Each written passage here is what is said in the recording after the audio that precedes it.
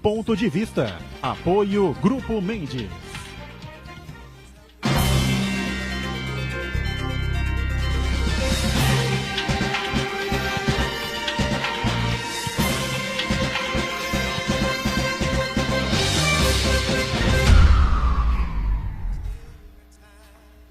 Olá, está começando aqui mais um Ponto de Vista, sempre você com a gente aqui de segunda a sexta-feira, 1h30 da tarde, horário do almoço, tradição da discussão política e, claro, do debate sempre aprofundado dos assuntos, os temas que fazem a nossa pauta aqui da nossa cidade, fazem a pauta da região metropolitana e sempre a discussão também dos temas importantes, né, temas de interesse nacional, que são muitos, né, e todo dia a gente acaba se surpreendendo com alguma coisa, com alguma novidade que surge.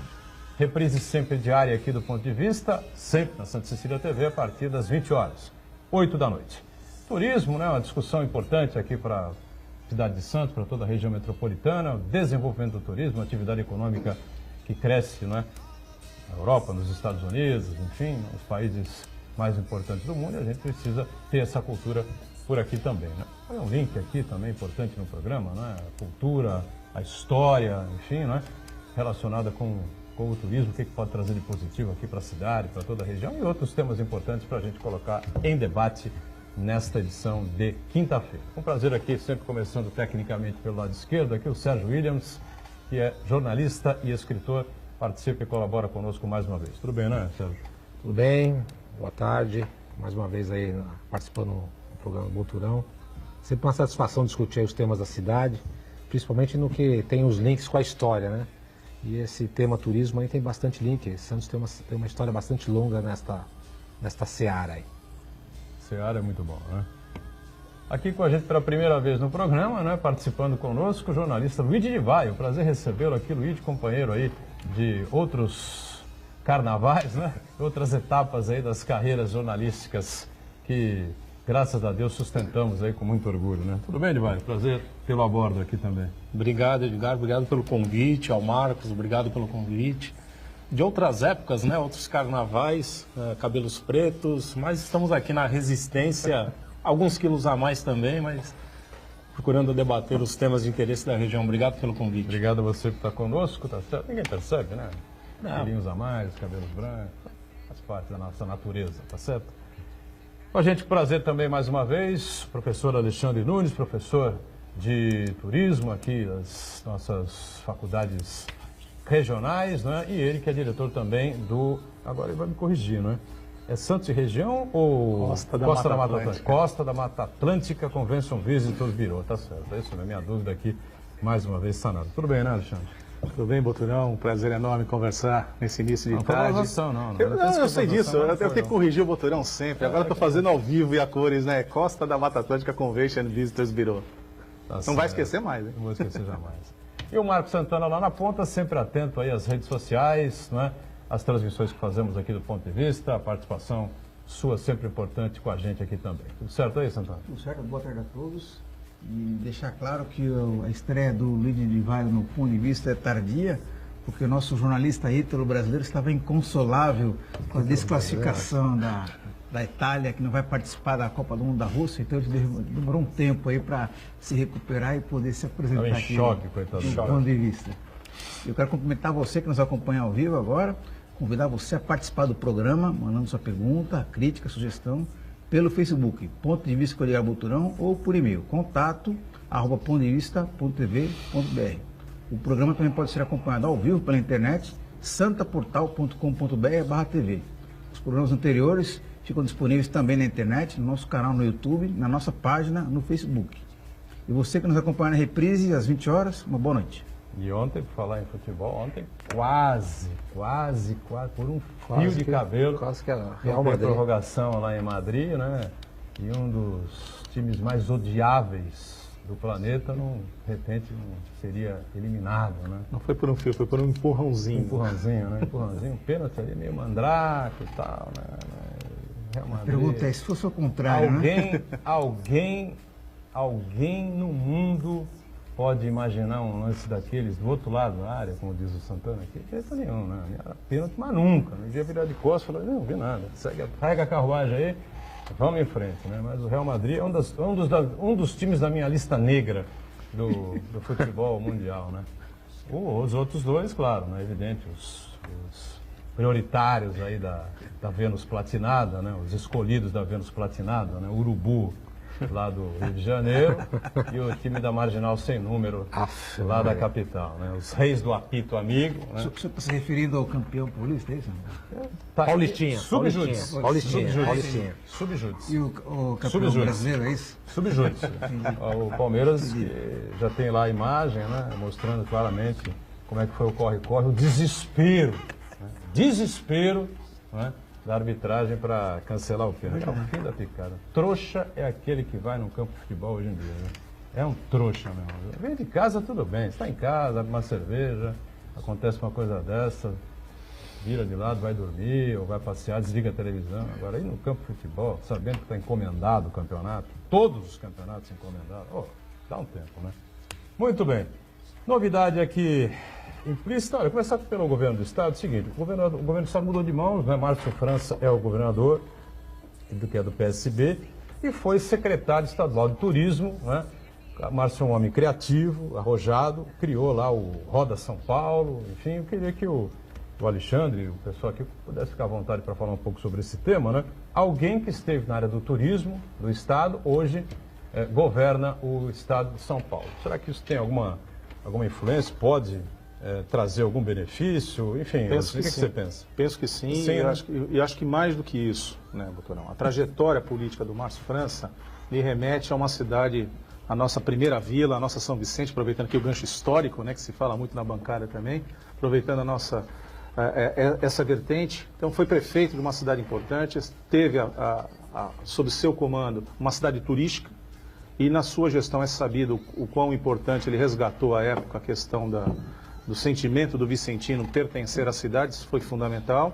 Hoje, né, desde a última sexta-feira, quando tomou posse como governador do Estado de São Paulo, pelo menos cumprindo o mandato aí até o final do ano, evidentemente ele é candidato à reeleição, né, no pleito de outubro, mas ele tem uma íntima ligação com a pasta de turismo. Foi na gestão do governador Geraldo Alckmin a criação da pasta da Secretaria de Estado de Turismo, ele foi o titular da pasta, então consegue ter uma visão muito clara e muito transparente da importância do turismo para o desenvolvimento da economia paulista. Eu acho que é isso que a gente cada vez mais tem que discutir de maneira com muito mais propriedade. Turismo não é perfumaria, turismo não é imaginar apenas guarda-sol, sol e praia, turismo é de fato melhoria da qualidade de vida quando você faz investimentos corretos na infraestrutura que vai beneficiar sim ao turista, não, em primeiro lugar ao próprio morador. Nós que moramos em cidades turísticas somos os primeiros beneficiados quando você tem a melhoria da infraestrutura da cidade, seja na questão do asfaltamento de ruas, seja na questão da comunicação, das telecomunicações, da internet, da segurança, da saúde, e obviamente isso tudo é papel do poder público, e isso acaba refletindo também no turista que aqui chega. Então, o advento do Márcio estar hoje como governador, até cumprindo o seu mandato até o final do ano, nos faz crer que além dessa experiência como turismo, ele também acumula experiência na pasta de desenvolvimento econômico. Então ele fica muito claro para ele, ciência e tecnologia, né, que é a pasta a qual ele ocupava ainda como vice-governador. Me parece que esse conjunto de informações, de elementos, são importantes para que ele possa pautar o seu governo enxergando de fato, né, o turismo como nesse quadro do desenvolvimento econômico e avançando, né? O Estado de São Paulo, é bom que a gente discuta isso, Beltrão, o Estado de São Paulo, talvez dentro das políticas públicas estaduais, é o que mais está avançado em termos de desenvolvimento do turismo, acredite se quiser. Não estou falando de promoção e nem de destinações turísticas, né, que isso é um outro aspecto que a gente precisa trabalhar muito na questão da promoção e da qualificação do nosso produto turístico. Mas em termos de políticas públicas, é o único estado que repassa, o governo estadual repassa a municípios que têm afinidade com o turismo, recursos para a sua infraestrutura.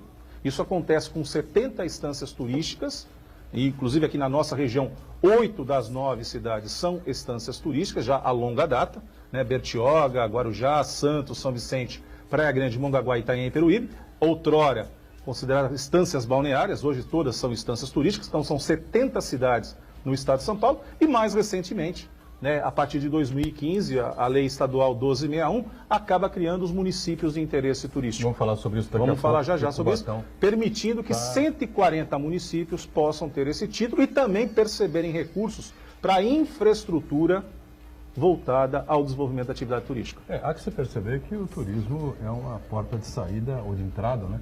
Importante para o desenvolvimento, né? Sérgio, Luiz, enfim, fica à vontade. Queria aproveitar esse gancho que ele estava falando das cidades da Baixada Santista. Teve uma coincidência histórica de quando o Márcio assumiu como governador. Coincidentemente, não foi a mesma situação, mas Cubatão conseguiu, depois de muito tempo, muita batalha lá na Assembleia Legislativa, ser, enfim, reconhecido como município de interesse turístico, MIT. Uma luta de vários agentes políticos, de deputados, prefeitos, muitas pessoas envolvidas, e isso finalmente representou no reconhecimento de Cubatão, que era a última cidade da Baixada Santista que não estava sendo reconhecida. E você trabalhou em Cubatão? Trabalhei em Cubatão e bastante resgatar, tempo, entre os vários agentes políticos, prefeitos, o atual, a antecessora, a Márcia Rosa, e lá no comecinho, o Alexandre deve lembrar bem também do secretário Tico Barbosa, tem muita gente envolvida, muitos deputados, o Caio França, o Paulo Correia Júnior. O que isso representa finalmente para Cubatão, Alexandre? Esse reconhecimento, esse primeiro reconhecimento público de um órgão como a Assembleia Legislativa. O quanto isso é importante depois de tantos anos de batalha, Alexandre? Olha, da mesma maneira como te colocar aqui, é tardia a sua presença, eu também faria dessa mesma expressão. É tardia o reconhecimento de Cubatão como município de interesse turístico. Não com a qualificação de município de interesse turístico. Cubatão, na verdade, não fica só confinado às indústrias. Claro. Né? Eu acho que essa é uma questão importante. O município é turístico porque só foi uma ação política? Evidentemente que não. Você tem um conjunto histórico, mais uma vez a história. Né? O conjunto histórico da qual permeia o município de Cubatão, só para citar aqui pontualmente, o Caminhos do Mar, todos os monumentos da Estrada Velha de Santos pertencem ao município de Cubatão. Ainda que explorado muito melhor pelo município de São Bernardo do Campo, do que propriamente dito pelo nosso município aqui, que eu espero que agora, efetivamente, com essa nova titulação, Cubatão assuma de fato, né, a questão do Caminhos do Mar, como eu vejo o envolvimento das próprias indústrias, né, porque quão interessante é, por exemplo, visitar uma EMAI com a usina Riborden. Né, isso é município de Cubatão, você visitar uma usina hidrelétrica cravada na rocha, dentro da Serra do Mar, parece ficção científica, né, você entrar num túnel e de repente se deparar com 3 grupos geradores ali gerando energia hidrelétrica. Isso é fantástico. Você visitar as indústrias do próprio Parque Industrial de Cubatão, você tem os mangues, o Guará Vermelho voltou, e é verdade, de uma cidade considerada a cidade mais poluída do mundo para a cidade símbolo da recuperação ambiental e ecológica. Então são aspectos muito relevantes que sempre deixaram, talvez por uma questão política, e aqui eu atrevo a dizer, como não havia um regramento definido, que somente a 1261 de 2015 definiu as regras do jogo para a manutenção das instâncias turísticas e para a criação dos 140 municípios de interesse turístico, você ficava confinado à questão política. Então teve um boicote. Você Não digo nessa boicote, mas você sabe onde que eu resido a minha observação? Naquilo que Cubatão sempre representou para o ICMS do Estado de São Paulo. Por quê?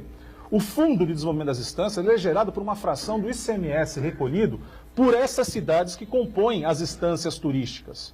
Imagine nós, nos áureos tempos de Cubatão, vamos voltar aqui no tempo, uns 10 anos atrás até, a pujança, antes da crise econômica, a pujança do polo industrial de Cubatão, quanto não se gerou de ICMS dentro da nossa cidade? E, de repente, você teria que ter uma parte dessa condicionada ao desenvolvimento do turismo.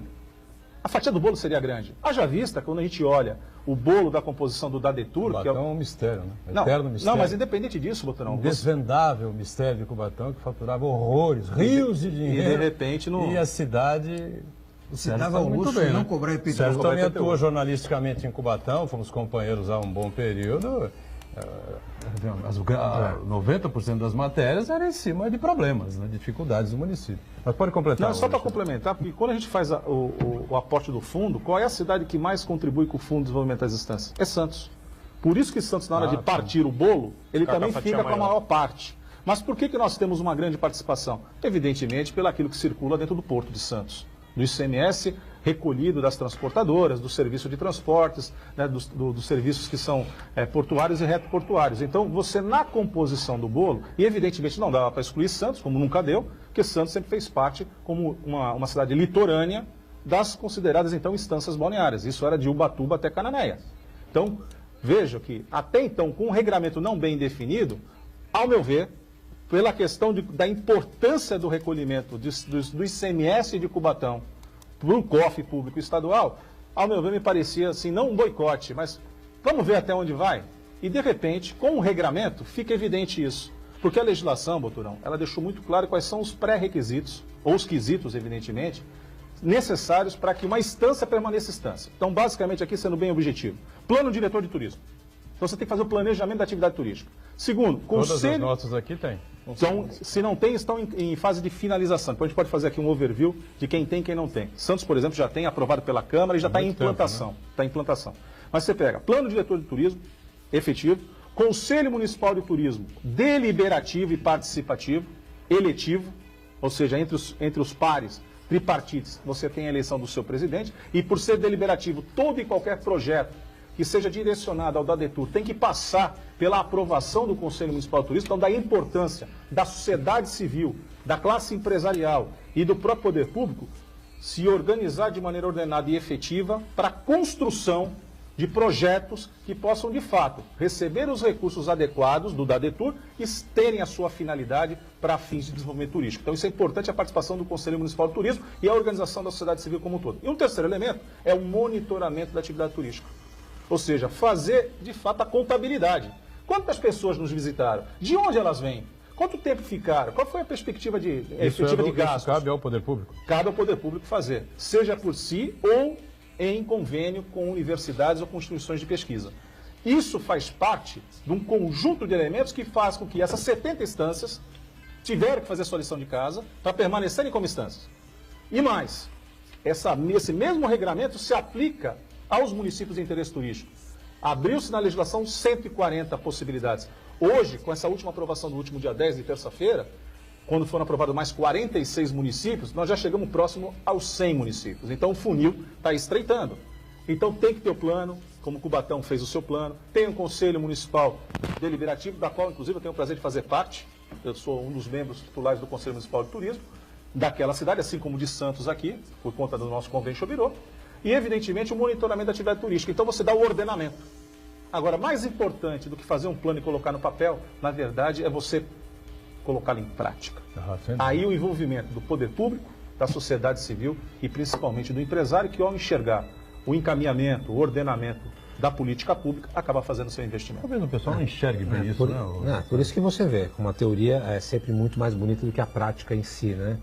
Se a gente reclama sempre, olha, Santos não explora tão bem os seus potenciais turísticos, né? Cubatão, então, é levado a 10ª potência, a 100ª potência. Tem muita história. Porque lá você tem, por exemplo, lá você poderia explorar a questão dos sambaquis, lá você pode explorar a questão da própria Estrada Velha, né? Que ali tem os monumentos, que aliás em 2022 farão 100 anos, né? Porque foram inaugurados em 1922.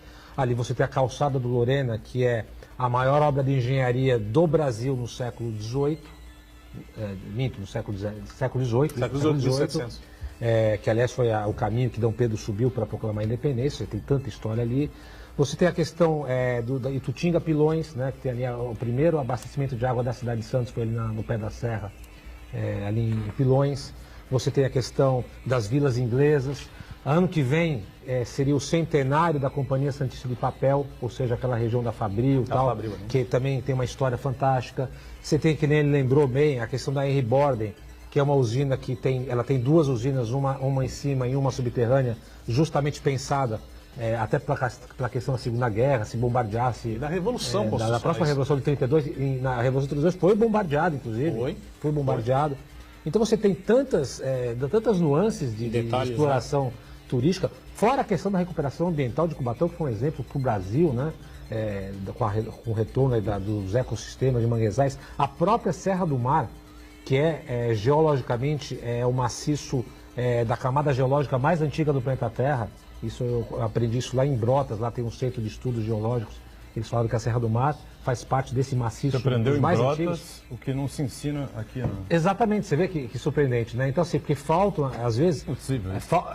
E aí a gente coloca muito também no colo do poder público, mas está na hora da sociedade, principalmente as universidades, assumirem um pouco o papel de fazer, vamos fazer juntos. Porque às vezes o poder público, a gente reclama, o poder público não faz, mas também todo mundo fica esperando cair do céu. As pessoas também têm que começar a tomar a frente. Por isso que é interessante instituições como o Convention Bureau, as próprias da indústria, o CIESP, esses caras se movimentarem para dar um encaminhamento. Porque só no modelo do poder público é complicado, porque a gente sabe que os caras não estão pensando nisso. É muito difícil. E aí as pessoas precisam ter, de fato, essa noção de que é uma indústria que funciona, que dá retorno e que dá emprego, não é? O que está faltando aí para todo mundo, tá certo? Tem muito trabalho terceirizado, essa coisa toda, trabalhos pontuais, enfim, não é? Por tempo determinado, essa coisa toda, mas o emprego é constante. Guia turístico, essas coisas, a questão da hotelaria, uma série de fatores aí que giram nessa cadeia aí. Só para complementar, aí em Cubatão tem até uma experiência que já até há um tempo, não tem tanto tempo, mas tem, que é a exploração turística nas cotas. As cotas? Né, de comunitário, de base comunitária. E é super bacana, porque a própria comunidade se envolve com o visitante. Eles têm lá o comércio deles, das coisinhas, tem lá as artes urbanas, das paredes. Isso que você falou, movimenta não só a economia formal, mas também essa economia informal, que é importante também. Né? O giro financeiro é indiscutível, né? Diga, Santana. Edgar, você lembrou no começo do programa um projeto muito importante, interessante, que o Márcio França desenvolveu quando era secretário de Turismo, que foi o Roda São Paulo. E eu queria destacar um outro projeto também que é bem interessante, que rende frutos até hoje, que é o Festival Sabores de São Paulo. O que é o Festival Sabores de São Paulo? O Márcio França dividiu o estado de São Paulo em regiões. Em cada região, foi promovido um concurso culinário para destacar os ingredientes locais, o modo de preparo local de cada região. Então, no litoral, peixe, no interior, comida à base de carne de porco, comida à base de milho e assim por diante. Então, mais do que valorizar a cultura local de cada região, também percebeu aí um grande indutor de desenvolvimento econômico a partir do turismo, né? A partir da valorização daquelas características locais e, mais do que isso daí, incentivado que os produtores locais tenham visibilidade estadual, quer dizer, gerando emprego e renda. O intervalo e a gente volta daqui a pouquinho na sequência do Ponto de Vista, em instantes.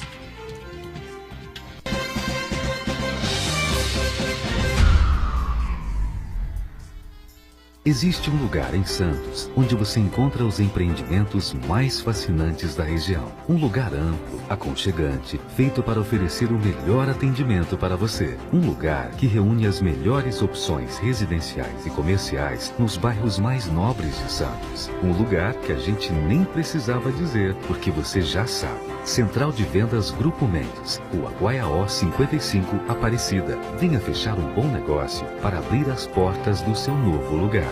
Santa Cecília TV no canal 52.1 HD. Se você ainda está com dificuldade de sintonizar a Santa Cecília TV em alta definição pelo sinal digital, você precisa escanear os canais da sua TV através da autoprogramação no seu controle remoto. É bem simples e você sintoniza os nossos programas com qualidade digital de imagem e som sem pagar nada por isso. Santa Cecília TV 52.1. Escaneie e sintonize a maior programação regional da sua TV em alta definição. Poliesportivo Unisanta, cuidando do seu corpo e da sua mente. Natação a partir de 2 anos e meio, capoeira a partir de 3 anos, voleibol, hidroginástica, musculação, basquete, futsal, karatê, judô, handebol e tênis de mesa. Equipamentos modernos, piscina olímpica aquecida e professores especializados. Mensalidades a partir de R$ 48,00. Poliesportivo Unisanta. Informações 3202-7126.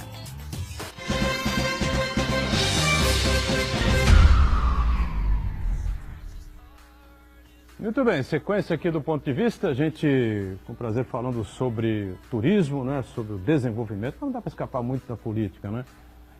Está aí uma guerra declarada, né, entre Márcio França, o atual governador do estado, e o ex-prefeito de São Paulo, aquele que foi sem nunca ter sido, né, que disse que era sem nunca ser, né, que disse que faria, enfim, e não fez nada, né, porque, com licença, né, com toda a honestidade do mundo. O cara ficou no governo 15 meses, fez o quê como prefeito de São Paulo? Né? Agora, nas mãos do Bruno Covas, santista aqui como nós, a gente tem a expectativa que a cidade possa realmente cumprir alguma coisa daquilo que foi plataforma de campanha do João Dória. Mas na Jovem Pan, o Dória desceu a lenha para cima do Márcio, atacou o Márcio hoje, e o Márcio depois, evidentemente, democraticamente, a Jovem Pan o colocou no ar, o governador, e respondeu, claro, aos ataques, né, que já está partindo para o lado pessoal dessa situação aí. Agora, eu queria deixar uma pergunta aí aos doristas. Será que existe uma coisa dessas, né? Aos doristas aí. Afinal, cumpriu o quê? Fez o quê em 15 meses? Você em 15 meses no Birô conseguiu revolucionar o Birô? Ou é preciso um processo, um planejamento? Ninguém consegue, gente.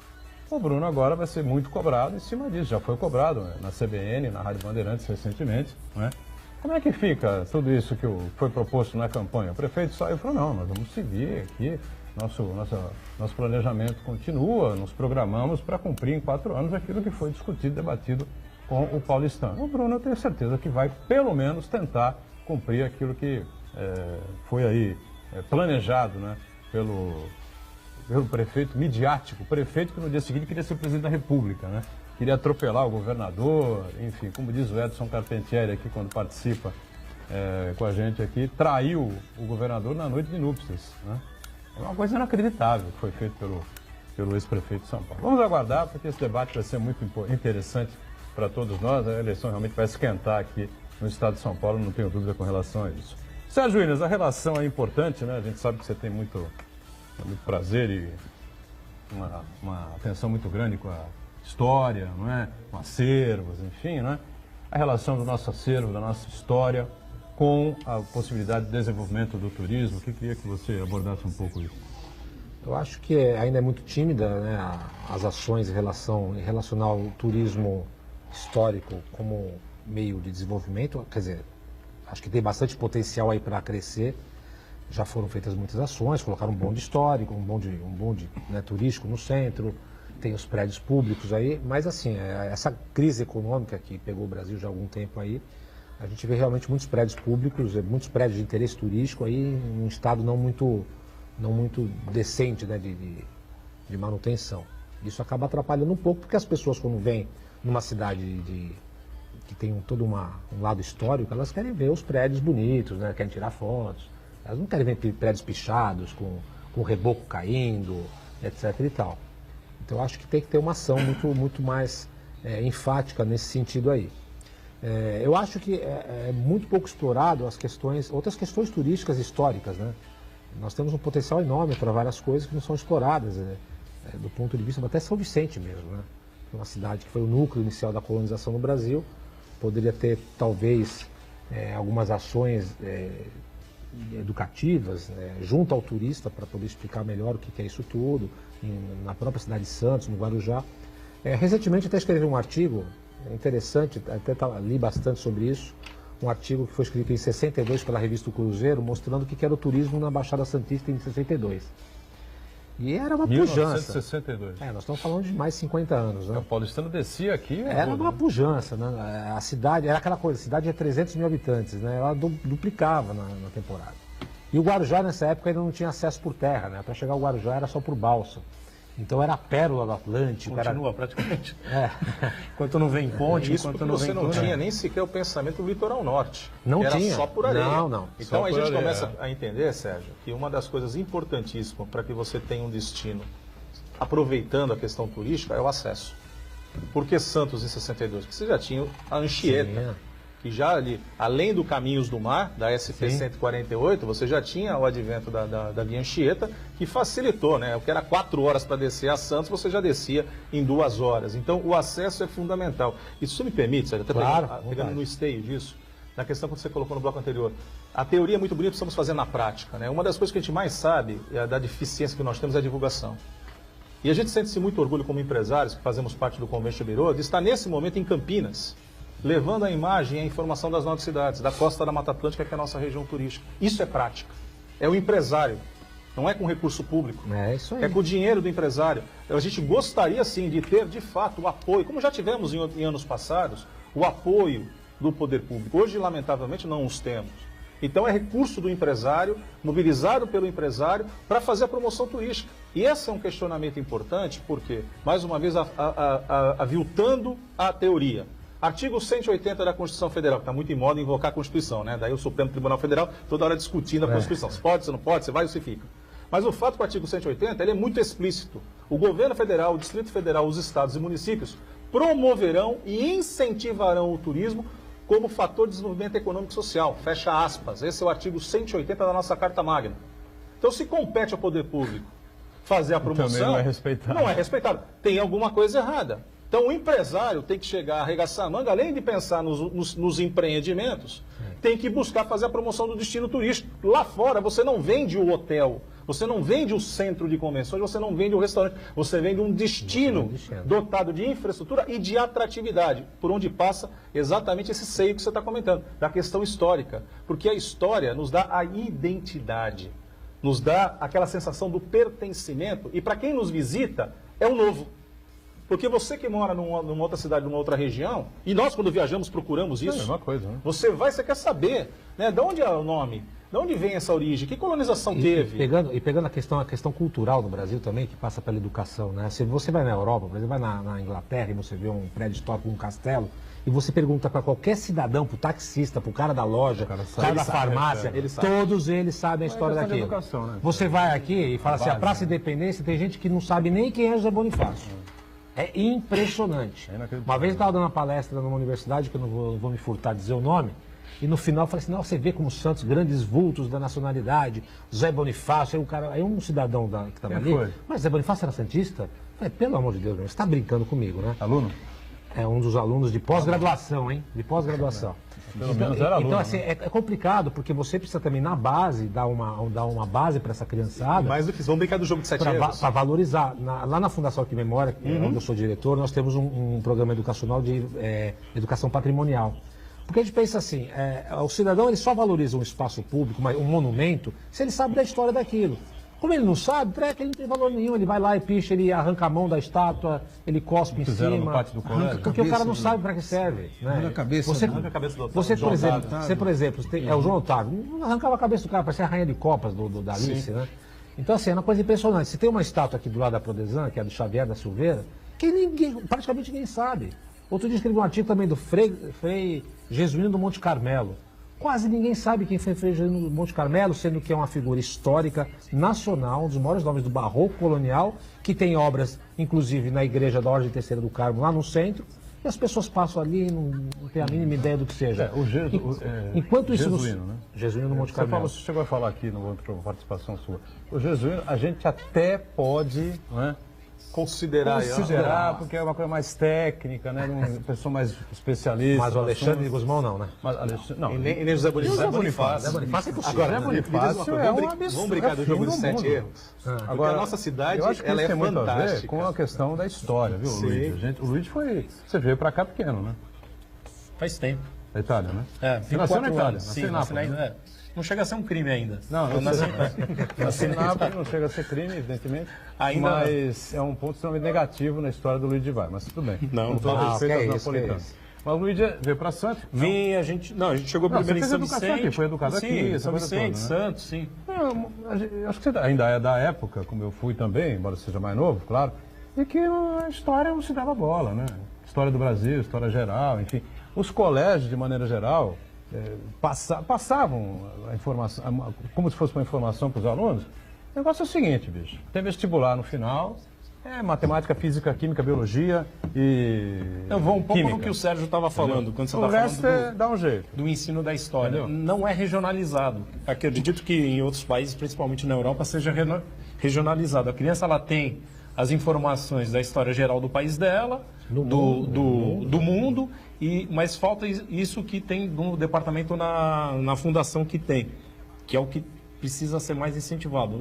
Um estudante de Santos precisa saber quem foi José Bonifácio, quem foram os outros ícones da história santista.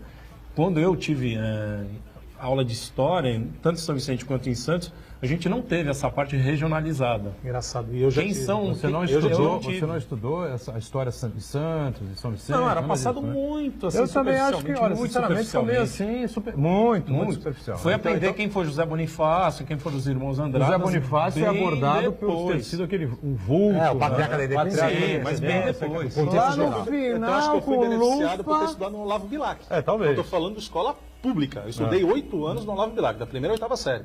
Eu fiz trabalho sobre Zé Bonifácio, Saturnino de Brito entender quem foram os irmãos Andrades, visitando o centro histórico, Panteão dos Andrades, em Frangalhos, na década de 70, estou falando de 78, 79, 80, em Frangalhos, diferente que nós temos hoje. Hoje nós temos uma fundação aqui de memória que conserva, que preserva, né, que zela pelo nosso patrimônio histórico, e realmente, se você olhar lá, o manancial de fotos, de imagens que você tem na nossa cidade, é algo assim espetacular.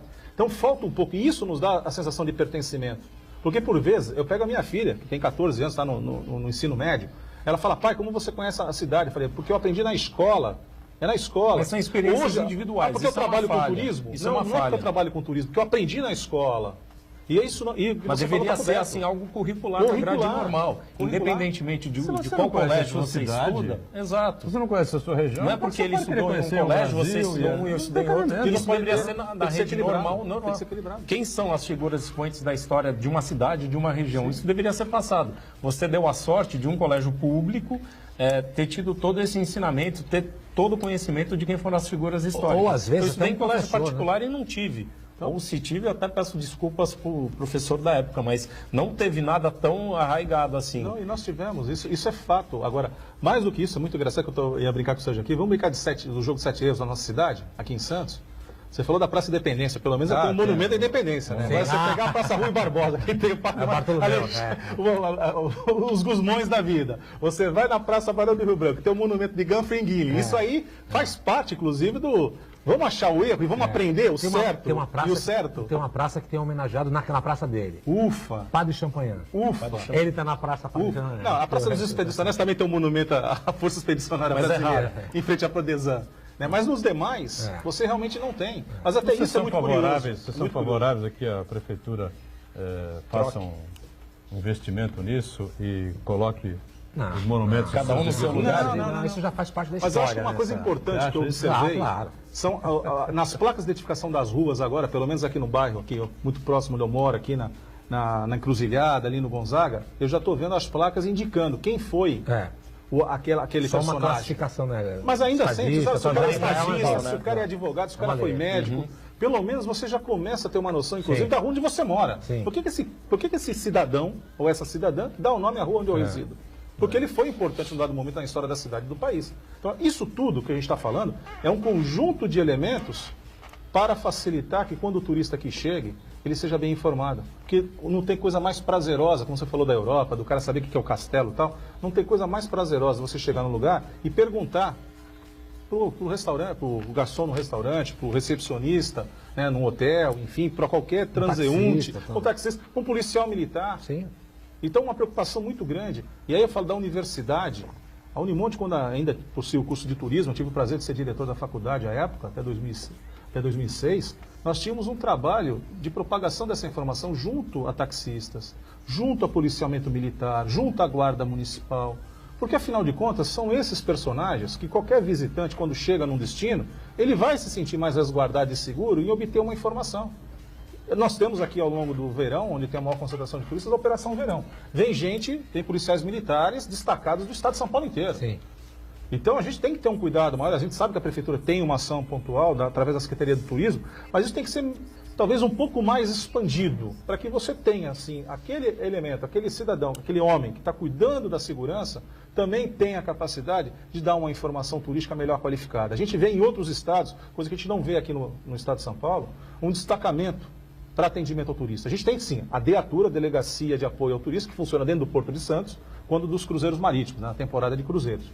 Mas realmente falta. Você vai, por exemplo, a Sergipe, em Aracaju, você tem um batalhão de policiamento turístico. Você vai a Salvador, no Pelourinho, lá fica a companhia de atendimento ao turista. O que a gente encontra, pelo menos o que eu tenho observado, quando do Grande Prêmio Brasil de Fórmula 1, sim, aí em São Paulo, é destacado policiais militares que dominam um segundo e eventualmente até um terceiro idioma. E isso você vê no colete à prova de bala, inclusive a identificação do segundo idioma, do terceiro idioma que aquele policial militar fala. Você vê a bandeira da Inglaterra, a bandeira da Espanha, do Japão. Isso também permite que o visitante, principalmente estrangeiro, olhe e fale: esse cara aqui eu consigo falar com ele. Marcos Santana, diga aí. Registrar a participação do Uriel Vilas Boas.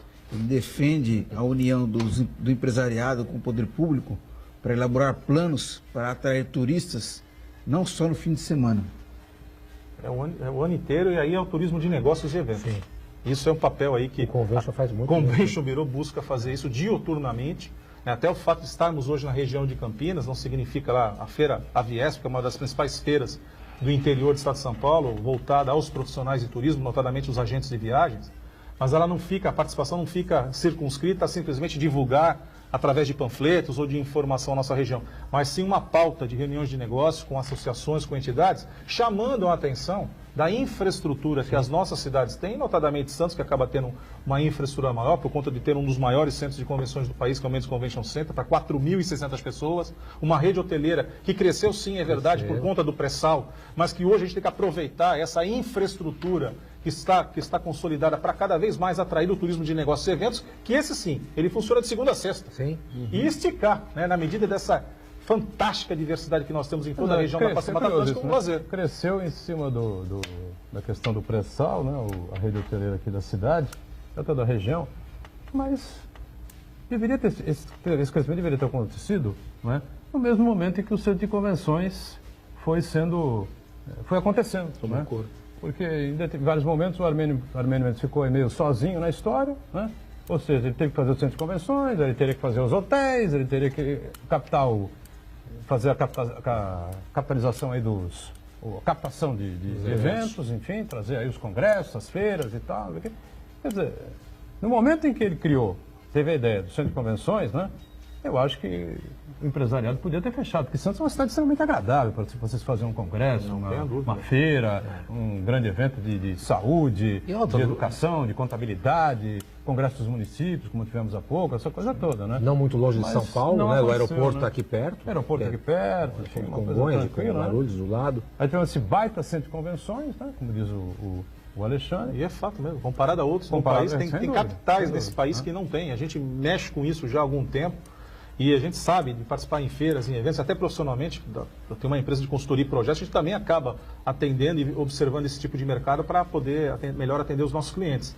Não existe um centro de convenções em muitas capitais como nós temos aqui em Santos. Sim. É claro que a gente tem a questão aeroportuária, que também não é nenhuma barreira, porque eu desafio a qualquer um dizer, mas Santos não tem aeroporto. Tá legal, então ninguém faria evento em Costa do Sauípe, ninguém faria evento em Campos do Jordão, Exatamente. ninguém faria evento nas Serras Gaúchas. Sim. Porque por mais que você tenha um aeroporto em Caxias do Sul, mas o aeroporto usado é Porto Alegre. É claro. 122 quilômetros Nós estamos a 70 de Gramado. quilômetros Então você tem uma série de coisas. E vem o aeroporto Guarujá, né, pra gente pôr um pouquinho de pimenta nesse... Um intervalinho a mais, a gente volta daqui a pouquinho na sequência do Ponto de Vista, em instantes.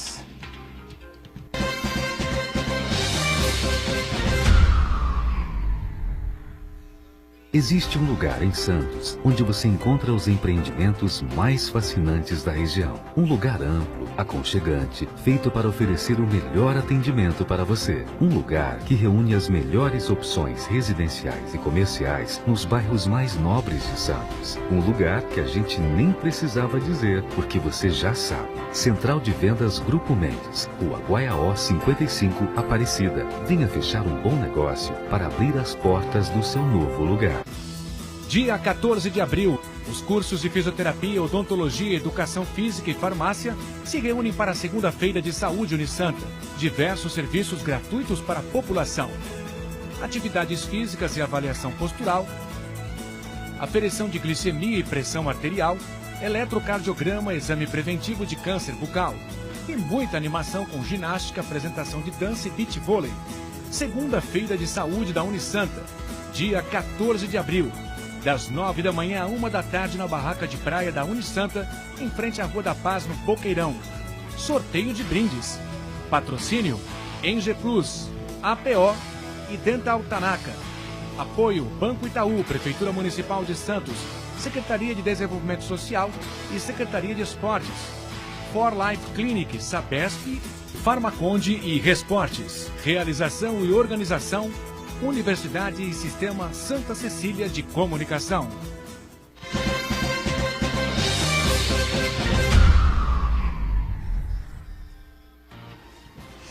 Muito bem, a polêmica segue, não é, entre Márcio França, governador do estado, e o ex-prefeito de São Paulo, Dória, né? E o Dória atacou o Márcio França hoje pela Rádio Jovem Pan.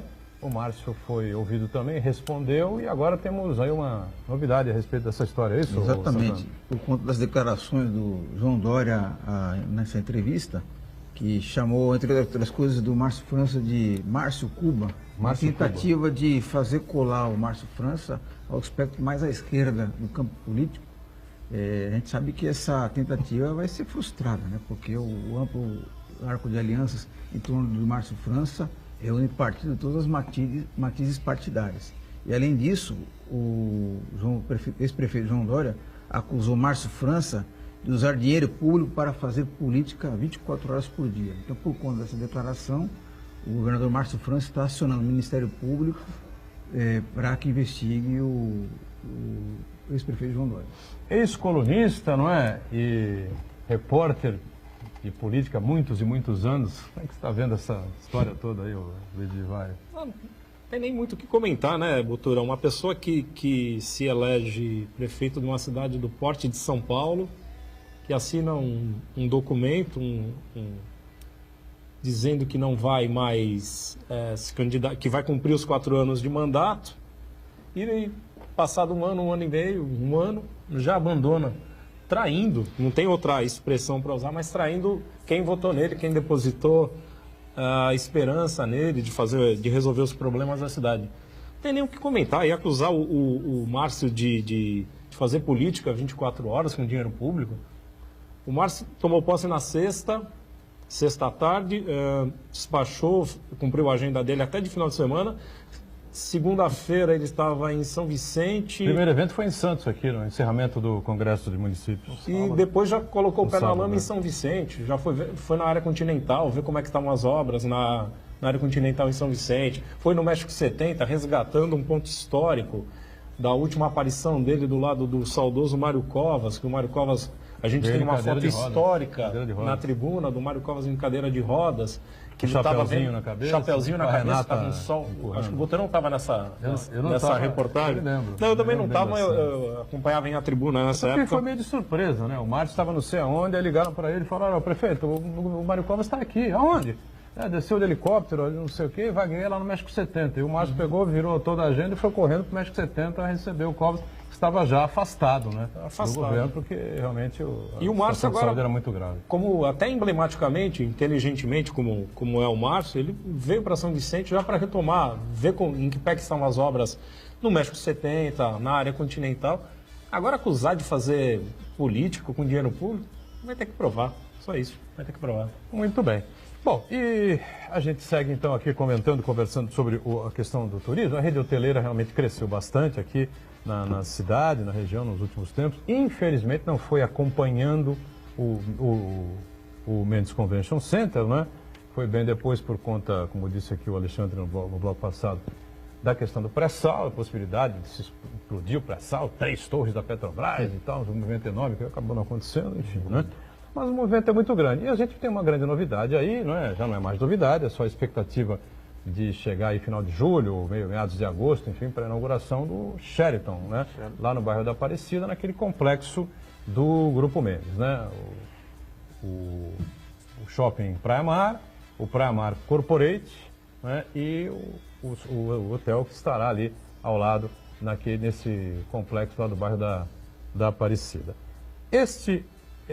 A vinda dessa bandeira internacional conhecida, né, no mundo inteiro, como é o Hotel Sheraton, traz que tipo de expectativa para você, especialista no assunto, Alexandre? Olha, acho que é importantíssimo, né, você ter um advento de uma bandeira do porte, da robustez, da qual o Sheraton faz parte, do grupo ao qual ele pertence.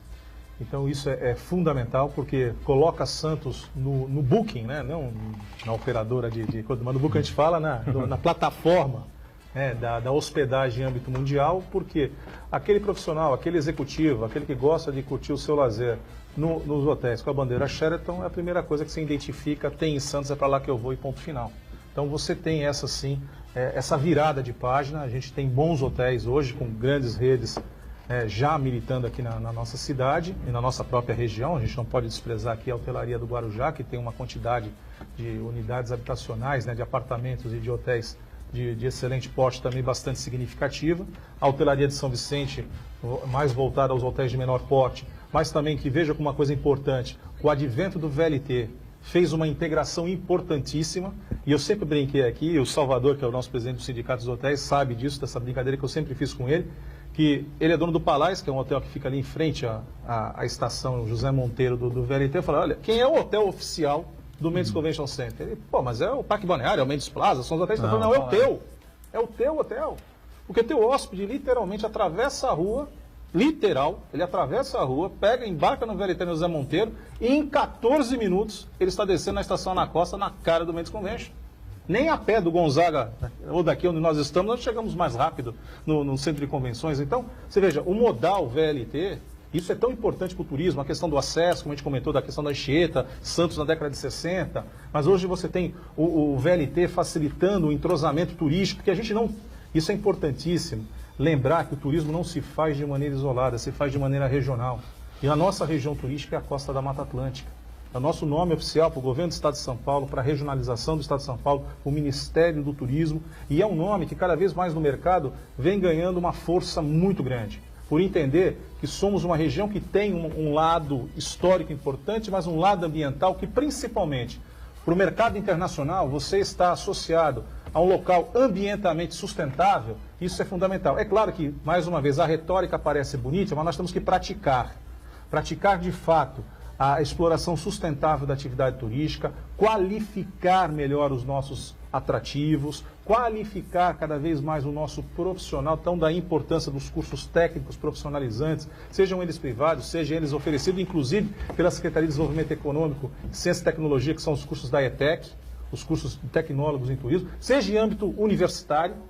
Você tem aí o IFE em Cubatão e você tem a Unip aqui em Santos, que acabam formando os bacharéis em turismo para militar nessa área que é tão importante e fundamental. Mas mais do que isso, essa consciência de que o envolvimento da comunidade, fortalecimento da comunidade, como foi bem lembrado aqui, o TBC, né, o Turismo de Base Comunitária, que é feito na Cota 200. Hoje pela manhã eu tive a oportunidade de estar na área continental de São Vicente, né, visitando uma comunidade de Paratinga, que tem uma cachoeira maravilhosa e tal, e com o olhar, não só do Convention Bureau, mas também com o olhar da universidade. Como que a gente pode envolver, mesmo porque, particularmente na universidade, eu sou titular da disciplina de planejamento turístico. Então, é óbvio que o olhar ali é outro, mas esse envolvimento, essa conjunção de elementos é que vai fortalecer as comunidades, vai fortalecer a qualificação do morador, do profissional, para que nós possamos de fato ter um turismo acontecendo de maneira sólida. E aí advém a questão da política pública, que é fundamental. Sem um encaminhamento de um planejamento efetivo, e isso tem que ser efetivo, daí eu volto a reiterar, não é porque está na 1261 não, mas o fortalecimento dos conselhos municipais de turismo, a discussão com a sociedade, a discussão com a comunidade, com o empresário, para que possamos juntos trilharmos um caminho do turismo que é sem volta. O mundo inteiro já se mostrou isso, já tive a oportunidade de discutir esse assunto, e eu gosto só de refletir aqui com o nosso telespectador. O turismo transformou a economia de um paizinho chamado Emirados Árabes Unidos. A gente fala de Dubai, a gente fala de Abu Dhabi, mas que na década de 80 os emirs descobriram que o petróleo em larga industrial termina agora em 2030. O que eu faço com um punhado de areia no deserto às margens do Golfo Pérsico? Vou fazer castelinho de areia? Evidentemente que não, eles construíram o maior playground do planeta. Hoje qualquer um de nós aqui sente-se seduzido a visitar Dubai e Abu Dhabi 24 horas por dia. Consigo levar até a Fórmula 1 para lá. Levar a Fórmula 1 e outros tantos. Você pega, e aqui vou só voltar um pouquinho do tempo. 6 aninhos atrás, Estados Unidos mergulhado numa crise absurda. O então presidente Barack Obama começou a iniciar uma conversação com a então presidente Dilma Rousseff com a possibilidade de isentar brasileiros de visto. Por quê? Porque ele gostava muito de nós brasileiros, ainda que ele tenha sido um presidente muito simpático, né? Mas nós adoramos praticar o nosso esporte predileto, que não é o futebol. O nosso esporte predileto chama-se gastar dinheiro. Principalmente com um negocinho pequenininho de 9 centímetros chamado cartão de crédito. E nós vamos aos Estados Unidos, em plena crise, quanto dinheiro não foi deixado por nós brasileiros em Miami, em Orlando, em Nova York, na Califórnia. Nós adoramos gastar dinheiro. Somente o ano passado nós demos um déficit na balança de serviços, na conta de turismo, para mais de 15 bilhões de dólares. Ou seja, o que nós conseguimos gastar de dinheiro lá fora foi mais de 15 bilhões a mais do que eventualmente turistas estrangeiros deixaram aqui. Agora, voltando aqui para a nossa nosso cantinho aqui. O Aldo Neto me passa aqui um filminho interessante, né? Resuminho sobre a obra da entrada da cidade, o novo projeto da entrada da cidade, enfim, né? E a gente também tem que admitir que essas dificuldades, né? Que você para entrar em Santos, fica no trânsito, tem uma confusão danada, enfim. Uma obra desse porte, né? Também é importante para você facilitar a vida, a chegada das pessoas aqui, né? Eu queria fazer uma última pergunta, além dessa questão da importância da obra. O Botorão falou no primeiro bloco do Santos Convention Bureau. Na mudança do nome, teve reclamação do parte do setor aqui em Santos, que mudou de Santos para Costa da Mata Atlântica? E foi extremamente necessário mudar esse nome? Pensamos que sim, e foi feito por unanimidade da nossa Assembleia Geral de Associados. Eu também sou mantenedor. Voto de Santos também? Na verdade, não existe voto de Santos, existe voto dos empresários. Nós somos uma entidade empresarial. E os empresários presentes à Assembleia, num número bastante expressivo, foram unânimes em aprovar a mudança do nome, por entender o seguinte: nós temos empresários das 9 cidades. Nós não somos uma entidade que detém, evidentemente, até por uma característica da concentração de negócios do turismo estar aqui na nossa cidade, existe, obviamente, uma concentração maior. Mas nós temos desde restaurantes lá em Peruíbe, a entidades empresariais, citando aqui, Associação Comercial de São Vicente, Associação Comercial de Cubatão, Associação Comercial da Praia Grande, de Itanhaém, associados. Somos empresários. Então, essa mudança do nome, ela veio de maneira muito natural e com, me parece, um grau de inteligência muito acentuado. Por quê? Se nós queremos unir a nossa região turisticamente, não sejamos nós, a entidade que foi a criadora do nome, diga-se passagem. A nossa entidade fez agora 16 anos, completado no dia 8, portanto, no último domingo, completamos 16 anos de vida. E, em 2003, juntamente assim, o Américo, da EG Comunicação, que foi o grande mentor de todo esse processo, junto com os 9 secretários de turismo, chegaram a essa denominação comum, que a nossa região turística devia chamar-se Costa da Mata Atlântica. E desde então veio sendo trabalhado. E agora, de maneira natural, de maneira inteligente, sinérgica, os empresários da nossa entidade resolveram fazer a alteração do nome, sim, com uma perspectiva muito clara. Precisamos, todos os 9 municípios. Precisamos trazer a região Convention Visitors Bureau e tinha o Guarujá Convention Visitors Bureau, não é? A entidade no Guarujá, ela permanece, mas nós também temos associados do Guarujá e atuamos, e sempre atuamos há 16 anos pelas nossas 9 cidades.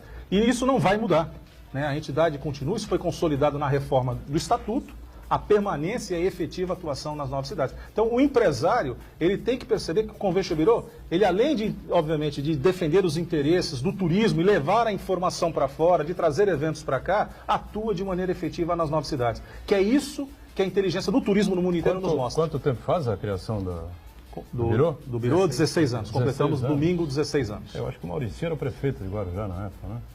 16 anos. Não, 16 Farid, não foi a primeira gestão. 93... 2003. Era o Maurício. Mas né? O Farid ganhou em 2004. 2004. O Maurício, num programa meu, numa outra emissora, a gente discutia essa coisa, o nome e tal, não sei o que. Maurício, por que não pode ser Santos e região, pô? Abrange toda a cidade, o Porto de Santos, o maior da América Latina, essa coisa toda. Ele virou para mim e falou: e por que não pode ser Guarujá e região, Convention Visitors Bureau? Também tem Porto em Guarujá, as praias mais bonitas do Brasil, isso, aquilo, não sei o quê. Eu falei, bom, vai encrencar o negócio. Deixa a Costa da Mata Atlântica. O bicho já pegou, né? Não, a Costa da Mata Atlântica nem se sonhava. Veio um ano depois. Em falar sobre em dar ao Bureau essa nomenclatura, esse nome. Ô, Botorão, eu queria dar uma pincelada histórica aí, retomando a história da hotelaria aí.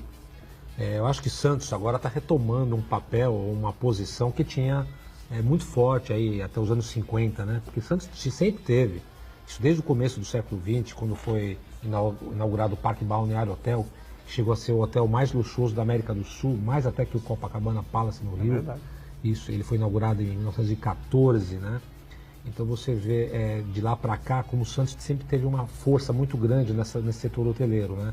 No próprio centro de Santos nós tínhamos o Rotisserie na Praça Mauá, o Santos Hotel, onde depois foi construído o prédio do IBC ali na Praça Barão do Rio Branco, grandes hotéis, Hotel dos Estrangeiros, na região da Orla, o famoso primeiro hotel de Santos da Orla, que é o Hotel Internacional do Zé Menino, ali em frente 1896. ali em frente à ilha Urubuxaba, o Palace Hotel, que depois foi construído aquele prédio Universo Palace, que também foi construído para ser um hotel. Aliás, até vi uma propaganda dos anos 70, que era o maior complexo turístico da América, era para ser aquele hotel lá. O Atlântico de que ano é? O Atlântico é da década de 20, junto com o Praia... junto com o Avenida Palace, Belvedere, tinha o Belvedere, e o Bandeirante. Enfim, Santos tinha uma rede hoteleira muito forte, muito luxuosa. Já falou, não? Que foi o principal. Os 5, né? Aliás, Os 5 aliás, na sequência. Copacabana Palace Aliás, era o o Parque Santista, Balneário, né? toda vez que eu coloco nas redes sociais, no canal Memória Santista, eu coloco alguma foto do Parque Balneário, tem assim aquela chuva de gente, que saudosismo dos absurdo, jardins, né, que também. absurdo terem demolido isso aqui, o maior crime arquitetônico, histórico da cidade de Santos. Porque o hotel, o Parque Balneário, ele recepcionou reis, presidentes da República, figuras internacionais da música, da arte, enfim. Santos era um destino, não é nem questão turística, mas era um destino brasileiro, né? Porque o porto era a principal forma de chegar no Brasil, não existia aeroporto até em São Paulo, pelo menos só depois dos anos 30. Então, o Santos era uma cidade de destino de viagem, de passagem, né? Nem que fosse para o interior, o cara se hospedava aqui. E isso foi se perdendo. Já nos anos 60, a gente falou até daquela matéria de 62, mas já em 62, a hospedagem já começou a deixou de ser em hotéis e começou a ter uma outra vertente, que era o veranista. Que era o sujeito que tinha um apartamento aqui e descia. Tanto é que tinha Santos cidade de verão, né? Tinha X habitantes e quando chegava no verão duplicava. Exatamente. Como hoje é no litoral sul, litoral norte, né? Que a população triplica, duplica e tudo mais. E acho que Santos hoje, com essa nova vertente, conseguiu hoje consegue novamente ter um parque hoteleiro muito importante. Você vê com grandes bandeiras internacionais aí postas na cidade. Eu acho que isso é até um certo orgulho, né? De você verificar essa situação. Sem dúvida nenhuma. Sérgio Williams, sempre um prazer recebê-lo aqui. Obrigado mais uma vez. Luigi de Vaio, estreando aqui, claro, portas abertas, né? O meu caro Marcos Santana, para o Luigi participar e colaborar com a gente. Eu espero que você volte aí com mais frequência e vai voltar com certeza. Obrigado ao Alexandre, parabéns aí pela iniciativa e pelo Birô, claro. E o Marcos Santana, claro, está sempre com a gente, né? De segunda a sexta estamos juntos, sempre às 1h30 da tarde ao vivo aqui na Santa Cecília TV, com a reprise às 8 da noite. Obrigado, gente. Valeu.